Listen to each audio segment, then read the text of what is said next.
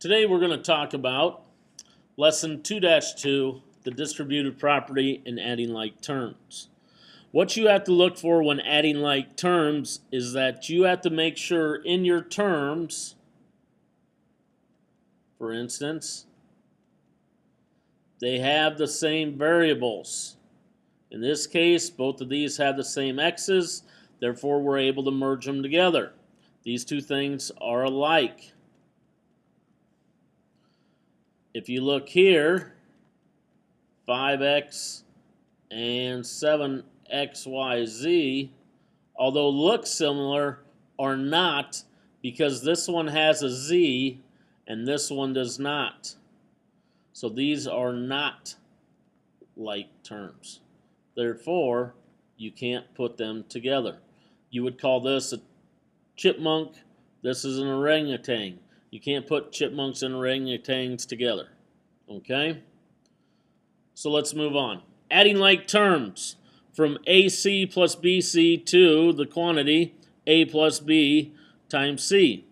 Algebraic expressions such as x squared plus 3x plus 5 or 4a minus 9b are made up of terms.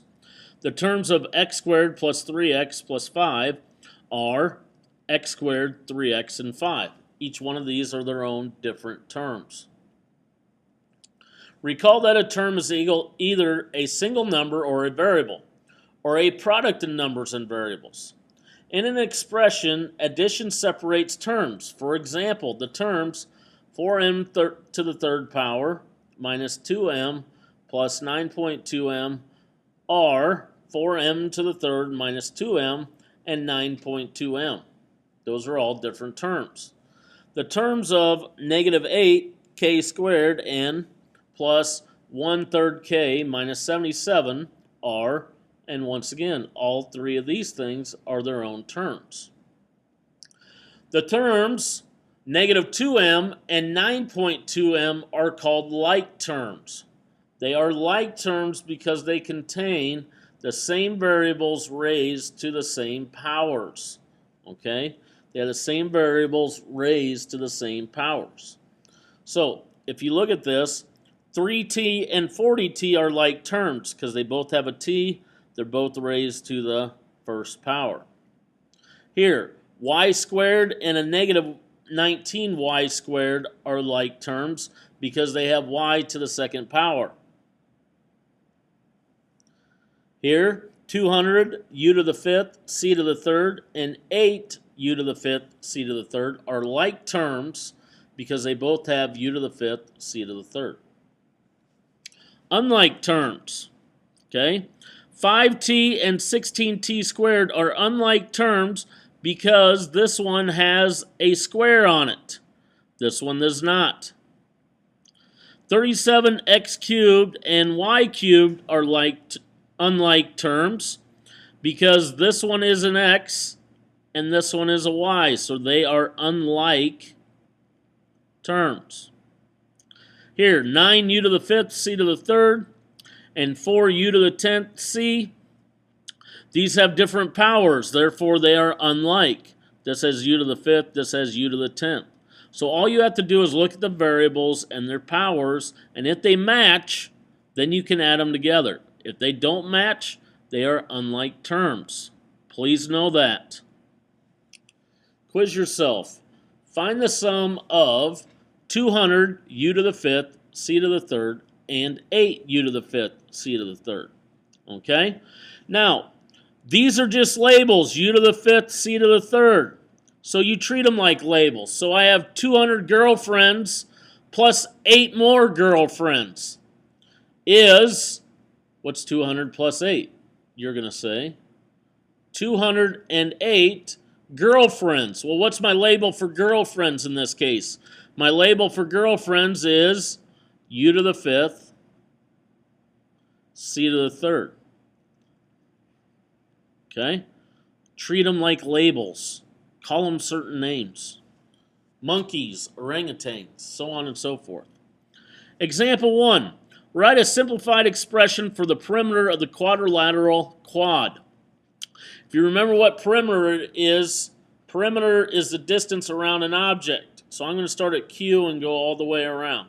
So QU is 4U plus UA is 2T plus U plus AD is 7T plus DQ is 5U minus T. So now that all these are added together, we need to look to see where we can combine like terms. Well, I got a 4U, I got a 1U, and I got a 5U. 4U plus 1U plus 5U. So 4 plus 1 plus 5 gives me 10 U's. So those are gone. I got a 2T plus a 7T minus a 1T. So I got 2 plus 7 minus 1. T's, right? 2 plus 7 is 9, minus 1 is 8 T's. So here's an expression simplified to tell me the perimeter of that quadrilateral. All I had to do was combine like terms. A number that is a factor in a term is called a coefficient of the other variables in the term. For instance, in negative 8k squared n, negative 8 is the coefficient. It's the number in front.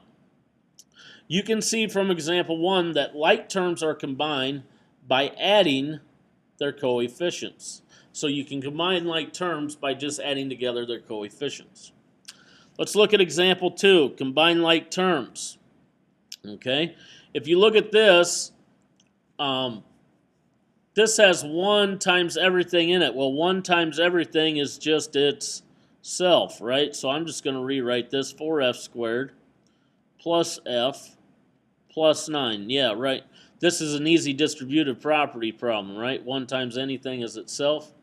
Here I got a positive 10, so I got to take 10 times every single thing in here. Well, 10 times 12f is 120f. 10 times a negative f squared is a negative 10f squared. And 10 times a negative 3 is a negative 30. Now I need to find my like terms. I have a 4f squared. And I have a negative 10f squared. Well, 4 minus 10 gives me a negative 6, right? So it's a negative 6f squared.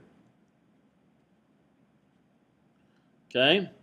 Now my f's. I have 1f. I have 120 f's. Gives me 121 f's. Then I got 9 minus 30. 9 minus 30 is a negative 21. There's my expression for combining those like terms.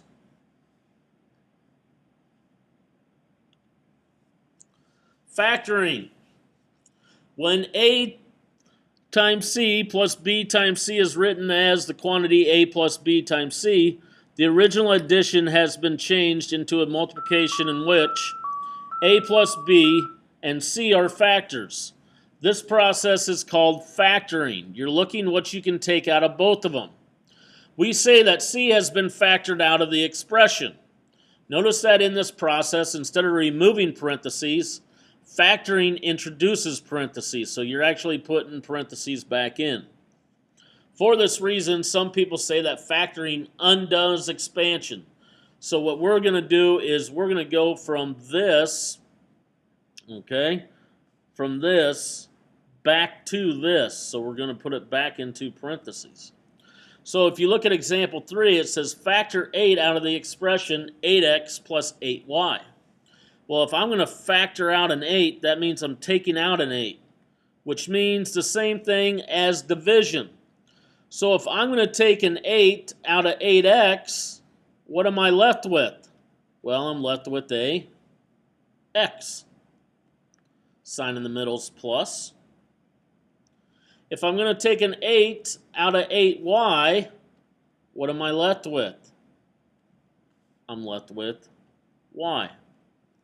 Now, here's a good way to check yourself. If you do the distributive property and you get back to this, you did it correctly. 8 times x is 8x, plus 8 times y is 8y. So did I get back correctly? Sure did.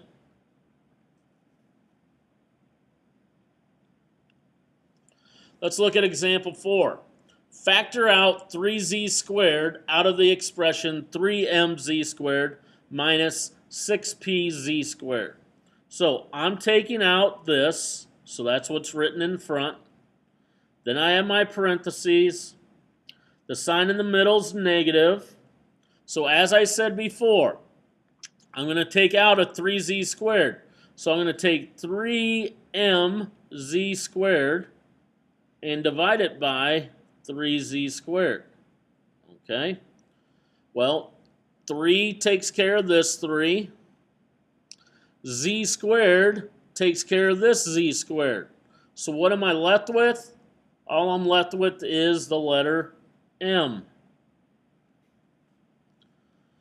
Next term, my 6pz squared.